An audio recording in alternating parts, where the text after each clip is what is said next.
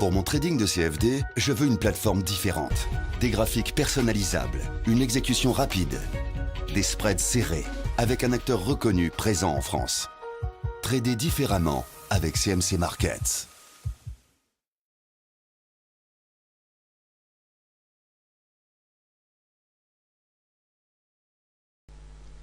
Bonjour, voici l'analyse technique de l'Eurodoll pour le 17-06. Alors demain tout simplement à 20 h, il y aura la FOMC. Donc c'est un événement très important. Voilà pourquoi j'anticipe d'un jour et on va essayer de déterminer un petit peu les mouvements que pourrait prendre donc la parité euro-dollar. Alors je vous ai tracé déjà un retracement Fibo ici pour matérialiser quelques zones avec des points ici que vous voyez qui sont difficiles à franchir ici et ici. Donc déjà vous voyez qu'on a eu une très belle baisse suite à l'intervention de Draghi au niveau avec les taux.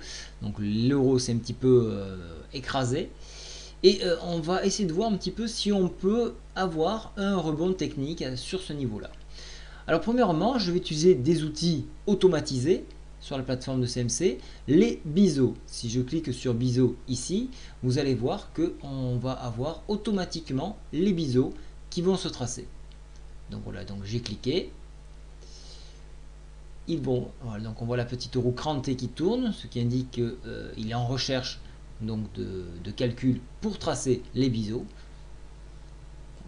C'est instantané. Voilà. Ici, vous pouvez les paramétrer. Donc là, je vais les agrandir un petit peu de façon à avoir quelque chose d'un petit peu plus épais, de façon à mieux les voir. Vous voyez que nous sommes sur le haut de ce biseau et qu'on essaye d'y échapper. Vous voyez également au niveau de la MACD que l'on tend à vouloir repartir vers le haut. Et d'ailleurs, comme vous pouvez le voir, alors c'est très faible, mais on voit un petit histogramme dans la zone positive. On voit également qu'on a échoué au contact de la MM10 ici. Et la petite mèche nous porte donc sur le retracement Fibo sur ce niveau-là. On voit que le stochastique est relativement neutre. Et donc on va rajouter un autre indicateur qui va nous permettre de déceler un éventuel rebond. Cet indicateur s'appelle le TRIX. Alors vous avez peut-être entendu parler de celui-ci. Et je vais vous expliquer comment on s'en sert. Donc au lieu de marquer étude, vous cliquez sur oscillateur.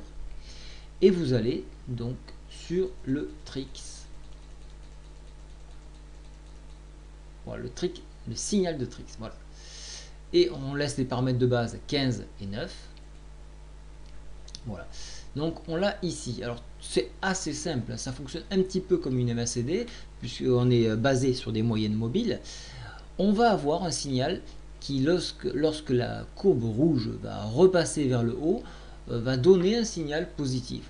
Vous voyez que par deux fois, on a essayé de le recroiser. Sur ce niveau-là, on a échoué, on est reparti plus bas. Et sur ce niveau-là, donc il y avait eu cette longue mèche qui avait fait que on avait voulu recroiser à la hausse. Et à nouveau, aujourd'hui, un peu plus bas même, par rapport au premier niveau de déclenchement, nous avons ce signal qui tendrait à vouloir repasser à la hausse. Alors bien évidemment, il y a la FOMC, comme je vous le disais, demain à 20 h. Mais nous avons cette fois une sortie de biseau. Donc là, c'est quand même intéressant. Donc on va peut-être pouvoir avoir le rebond technique que nous attendons.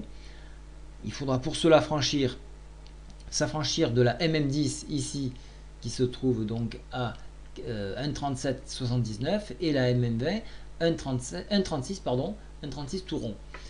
Une fois qu'on se sera affranchi de ces deux zones-là, le signal à nouveau pourra partir vers le haut avec un objectif dans un premier temps, 1,3666, puisque ça correspond à la fois au sommet en pince que vous voyez ici, mais également à un retracement de Fibonacci. En extension, on viendra chercher, pourquoi pas, dans un premier temps, là aussi, dans un second temps du moins, les 1,37 au contact du haut de la Bollinger ici.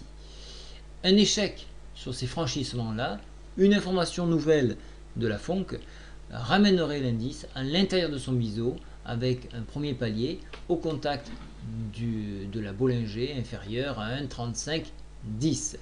Alors globalement, moi je pense qu'il y aura un rebond technique à ce niveau-là. Bien évidemment, j'attendrai des nouvelles de la FOMC, mais du moins c'est à surveiller. Voilà, j'espère que ce nouvel oscillateur vous permettra d'affiner votre trading et n'hésitez pas encore une fois à me poser des questions. Bonne journée à tous, au revoir.